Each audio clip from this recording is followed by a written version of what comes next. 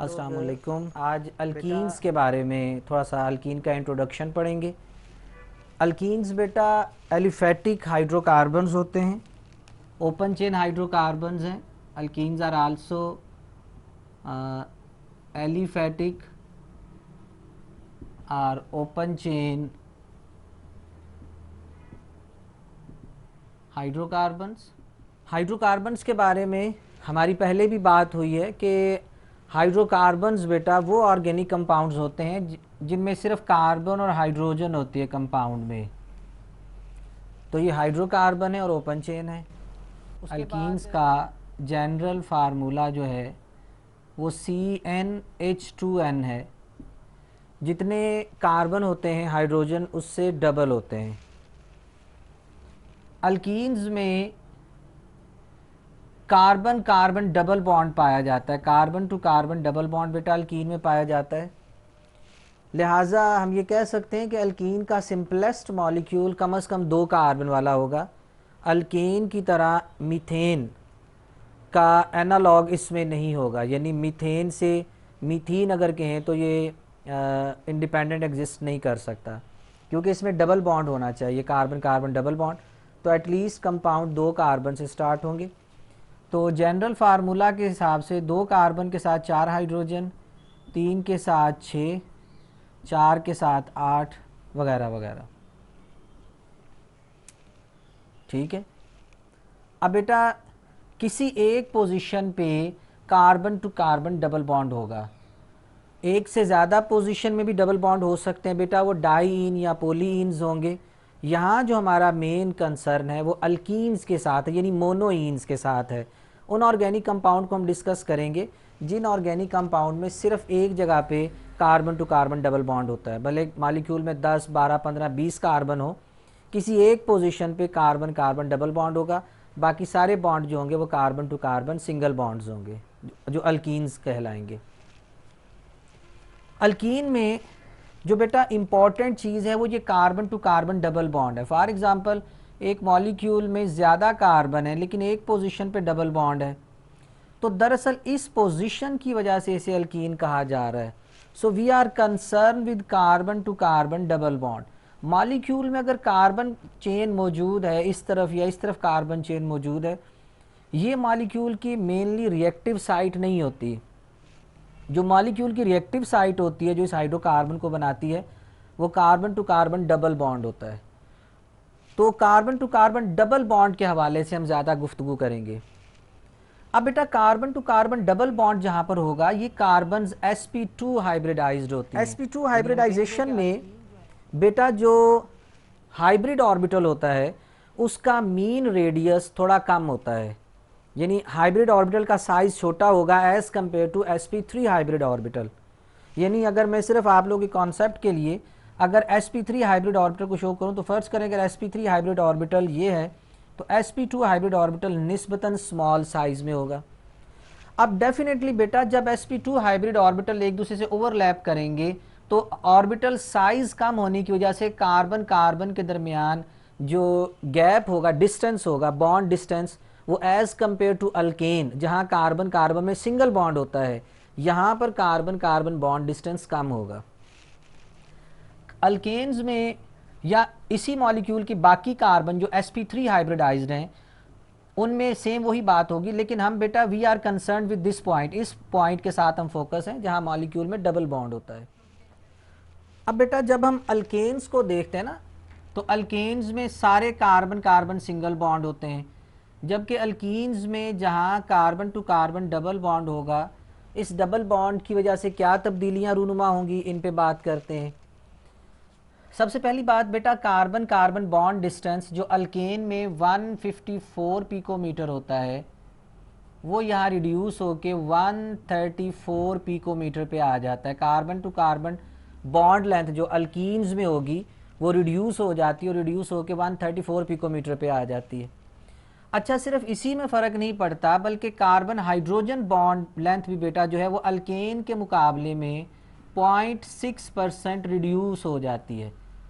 इस बात को जहन में रखना है। वजह बेटा क्योंकि sp2 हाइब्रिड ऑर्बिटल जो है इसका mean radius sp3 hybrid orbital के मुकाबले में थोड़ा कम है और को बहुत ज़्यादा फ़र्क तो नहीं, लेकिन अल्केन में कार्बन हाइड्रोजन बॉन्ड 109 पिकोमीटर के फासले पर होता है, जबकि अल्कीन्स में बेटा carbon hydrogen bond length 108 picometer पे होती है। तो थोड़ा सा ये बॉन्ड ये भी श्रिंक हो जाएगा।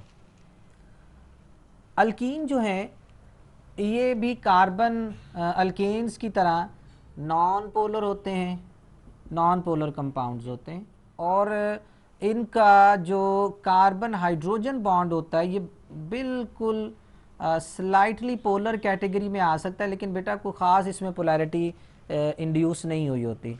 अलबत्ता अल्काइंस में जब हम पढ़ेंगे उसमें ये कार्बन हाइड्रोजन बॉन्ड जो sp हाइब्रिडाइज कार्बन होती है उसमें ये बॉन्ड पोलर हो जाता है, लेकिन अल्कीन में भी स्टिल ऐसा नहीं होगा। अल्कीन्स बेटा जो होते हैं इनको ओलेफिन्स कहते हैं। ओलेफिन्स बेटा जो नाम है ये है ऑयल फॉर्मिंग।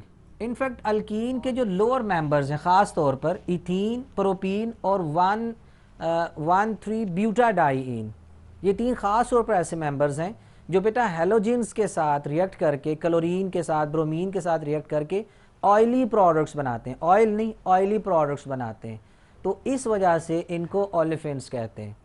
वैसे प्रोपीन का बेटा जो पॉलीमर होता है, जो फाइबर है, पॉलीप्रोपाइलीन फाइबर जो है, उसका भी कमर्शियल नेम ओलेफिन है। तो ओलेफिन्स आम तौर पर अल्कीन के लिए टर्म यूज़ की जाती है, या अल्कीन के बन पॉलीमर्स के लिए भी जो है वो ये टर्म यूज़ करते हैं ओलेफिन्स की, लेकिन बेसिकली इनका नाम बेटा ओलेफिन है, और ओलेफिन का मतलब होता है ऑयल फॉर्मिंग। ऑयल फॉर्मिंग इन्हें इस वजह से कहा जा रहा है कि इनके जो लोअर मेंबर्स हैं जिनमें इथीन आती है C2H4, प्रोपीन आती है और 1,3 ब्यूटाडाइईन आती है, ये बेटा ऑयली प्रोडक्ट्स बनाती हैं when they reacts with chlorine and bromine. तो ऑयली प्रोडक्ट्स होती हैं, ऑयल नहीं होते, यानी उनकी अपीयरेंस जो होती है वो ऑयल लाइक होती है, तो इस वजह से इनको ओलेफिन्स कहा जाता है। अल्कीन के मॉलिक्यूल में बेटा ये चीज़ भी आपने जहन में रखनी है कि ये प्लेनर होंगे। अगेन वही कॉन्सेप्ट आप अपने जहन में रिवाइज कर लेना है कि जो मैं आपको बता रहा हूँ कि we are mainly concern with the site where carbon to carbon double bond is present. तो carbon to carbon double bond के हिसाब से अगर देखें तो बेटा ये प्लेनर पार्ट होता है। तो अल्कीन जो है ये प्लेनर मॉलिक्यूल्स होते हैं, ये प्लेनर होंगे, ठीक है। इनमें जो बॉन्ड एंगल होता है, तमाम बॉन्ड एंगल्स वो 120 के होते हैं। कोई भी बॉन्ड एंगल अगर हम देखेंगे तो ये 120 डिग्री का होगा, और ये प्लेनर ज्योमेट्री बनती है। अगर हम इसको एक प्लेन से इंडिकेट कर दें तो बेटा ये तमाम एटम्स जो होते हैं ये सारे एक प्लेन के अंदर होंगे, कार्बन दोनों भी और ये दोनों हाइड्रोजन भी ये एक प्लेन पे होंगे। यानी फॉर एग्जांपल ये वाइट बॉडी की मिसाल ले लें, ये एक प्लेन है, एक कार्बन एटम इधर है तो एक कार्बन एटम इधर है, एक हाइड्रोजन इस तरफ होगा, एक इधर होगा, एक हाइड्रोजन इधर और एक इधर होगा। इनमें से कोई एटम भी जो होगा वो प्लेन से अबव और बिलो नहीं होगा, तो ये सारे एक ही प्लेन के अंदर होते हैं, ठीक है, प्लेनर मॉलिक्यूल होता है। अल्कीन के मॉलिक्यूल, अल्कीन जो हाइड्रोकार्बन्स हैं बेटा ये अल्केन के मुकाबले में ज़्यादा रिएक्टिव होते हैं। ये भी सिंपल हाइड्रोकार्बन्स हैं but they are more reactive than alkanes. उसके अलावा बेटा अगर अल्कीन्स को हम कॉमन लाइफ में, रूटीन लाइफ में अगर अल्कीन्स के बारे में थोड़ा सा जानना चाहें कि अल्कीन कंपाउंड्स जो होते हैं ये होते क्या और कहाँ कहाँ इस्तेमाल होते हैं, तो बेटा अल्कीन के मेंबर्स में जो एक बड़ा इंपॉर्टेंट कमर्शियल इंपॉर्टेंट मेंबर है इथीन है, जिसको हम यहाँ पर डिस्कस भी करेंगे। इसके अलावा प्रोपीन और दूसरी अल्कीन्स भी जो हैं इनका एक बहुत बड़ा इस्तेमाल बेटा ये होता है कि ये प्लास्टिक्स इनसे बनते हैं। आपने एक बड़े इम्पॉर्टेंट कमर्शियल प्रोडक्ट से वाकिफ़ हैं, पॉलीथीन बैग्स होते हैं, शॉपिंग बैग्स जो होते हैं, ठीक है, ये पॉलीइथीन होती है, पॉलीथीन बैग जिन्हें रूटीन में हम कहते हैं, तो पॉलीइथीन होती है। तो प्लास्टिक्स के तौर पर इथीन का इस्तेमाल हो। इसी तरह अल्कीन मेंबर में प्रोपीन हो गया, ब्यूटाइलीन वगैरह हो गए, ये भी बेटा प्लास्टिक्स के तौर पर इस्तेमाल किए जाते हैं जो अल्कीन सीरीज़ के कंपाउंड्स हैं। इसके अलावा बेटा अगर हम इथीन को की बात करें तो इथीन कंपाउंड को बहुत इम्पॉर्टेंट कमर्शियल कंपाउंड्स जिनमें इथाइलिन ग्लाइकोल इस्तेमाल होता है। इथाइलिन ग्लाइकोल बेटा जो है ये गाड़ियों में रेडिएटर्स में डालते हैं एंटी फ्रीज के तौर पे इथाइलिन ग्लाइकोल को, और इथाइलिन ग्लाइकोल का कमर्शियल नेम ग्लाइकोल ही है।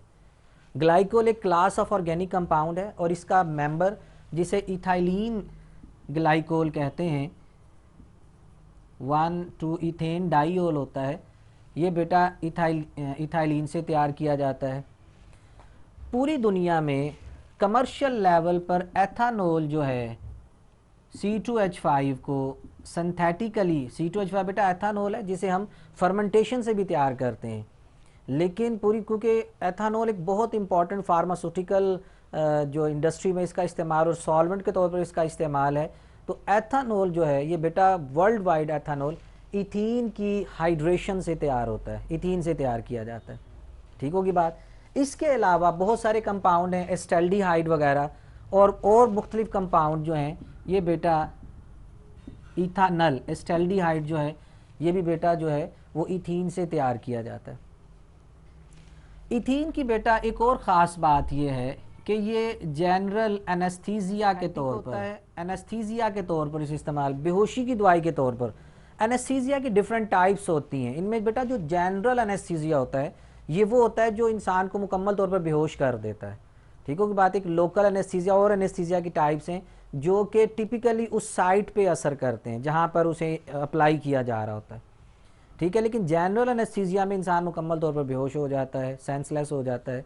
ये बेटा इथीन को इस्तेमाल किया जाता है, आल दो अब नहीं इस्तेमाल करते, क्योंकि आज भी अगर इथीन का बेटा एक्सपोजर हो तो आप अगर लेबॉर्ट्री में मौजूद है और एक इथीन आपको अगर मिलना शुरू हो जाती है तो उससे हेडेक शुरू हो जाएगी, फैटीग, थकावट का एहसास होता है, अनकॉन्शियसनेस हो सकती है, और मुख्तलिफ़ किस्म की ऐसी सिम्टम्स जो होती हैं वो if a person is expose to ethene, ethene की वजह से ये कंडीशंस हो सकती हैं, और इसे बेटा जनरल एनेस्थीसिया के तौर पर इस्तेमाल किया जाता है। अब नहीं इस्तेमाल होता है, लेकिन ये 20वीं सदी के आगाज़ में 1923-24 तक ये जो है ये एनेस्थीसिया के तौर पर इस्तेमाल किया जाता रहा है। इथीन जो है, इथीन बेटा जो है ये आर्टिफिशियल राइपनिंग ऑफ फ्रूट में इस्तेमाल होता है। राइपनिंग ऑफ फ्रूट्स बेटा जो कुदरती तौर पर भी होती है, ठीक होगी बात। इसे फाइटो हार्मोन का नाम दिया जाता है। कुदरती तौर पर प्लांट्स के अंदर जब फ्रूट्स की राइपनिंग हो रही होती है तो बेटा उस वक्त फ्रूट में उस पौधे में अल्लाह पाक ने ऐसा निज़ाम बनाया कि जिसमें इथीन प्रोड्यूस हो रही होती है और उसकी राइपनिंग का काम कर रही होती है। आल्दो इसे आर्टिफिशियल राइपनिंग के लिए भी इस्तेमाल किया जा सकता है, लेकिन वो कंट्रोल्ड कंडीशंस होनी चाहिए, या इस तरह से होना चाहिए कि उसे मुकम्मल तौर पर फल को जो है वो एक ही तरह इथीन हर तरफ से अवेलेबल हो, वरना अनइवन राइपनिंग सी होती है। बहरहाल आर्टिफिशियल राइपनिंग में भी इस्तेमाल हो सकती है, और कुदरती तौर पर जो फल पक रहे होते हैं वो बेटा इथीन की वजह से पकते हैं।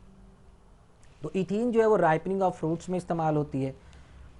वर्ल्ड वार 1 में बेटा एक एक्सप्लोसिव मटेरियल इस्तेमाल किया गया था जिसे मस्टर्ड गैस कहते हैं। मस्टर्ड गैस बेटा क्योंकि ये उस वक्त गैशियस फॉर्म में होती है, अदरवाइज़ ये है एक लिक्विड, रूम टेम्परेचर पर ये लिक्विड होता है और इसका बॉइलिंग पॉइंट 217 डिग्री सेंटीग्रेड होता है मस्टर्ड गैस का। और इनफैक्ट बेटा इसे मस्टर्ड गैस इसके कलर और इसकी स्मेल की वजह से इसे कहा जाता है। इसकी स्मेल मस्टर्ड और गार्लिक लाइक होती है। एक्सप्लोसिव मटेरियल है और वर्ल्ड वार 1 में इसको इस्तेमाल किया गया था। 20वीं सदी के मिड में और बाद में जो है ये इसके इस्तेमाल को जो है वो बैन कर दिया गया था। तकरीबन 1990 की दहाई वगैरह में या शायद इस दौरान में इसको मस्टर्ड गैस को जो है वो इसका इस्तेमाल जो है उसे बैन किया है। ये वेजिकेंट होती है, ब्लिस्टरिंग एजेंट होती है, छाले बना देती है, और ये जिस वक्त इस्तेमाल होगी डेफिनेटली ये इरिटेशन काज करती है, उस जिसकी वजह से दाने बन जाते हैं, सो उसमें पस पड़ जाती है, आंखों में चली जाए, आंखें ख़राब हो जाती है, इवन ब्लाइंडनेस, टेम्परेरी या कंप्लीट ब्लाइंडनेस हो सकती है, चेहरा झुलस जाता है, बाद में ठीक भी हो सकता है, और सम टाइम इतना झुलस चुका होता है कि वो बाद में पहचान के काबिल नहीं रहता। बंदा मरता नहीं है लेकिन बहुत ज़्यादा तकलीफ़ में चला जाता है, प्लस इसकी वजह से सांस के प्रॉब्लम बन जाते, और वो सांस के प्रॉब्लम की वजह से अगर कोई ऐसा इन्फेक्शन हो जो जानलेवा साबित हो। बहरहाल ये एक्सप्लोसिव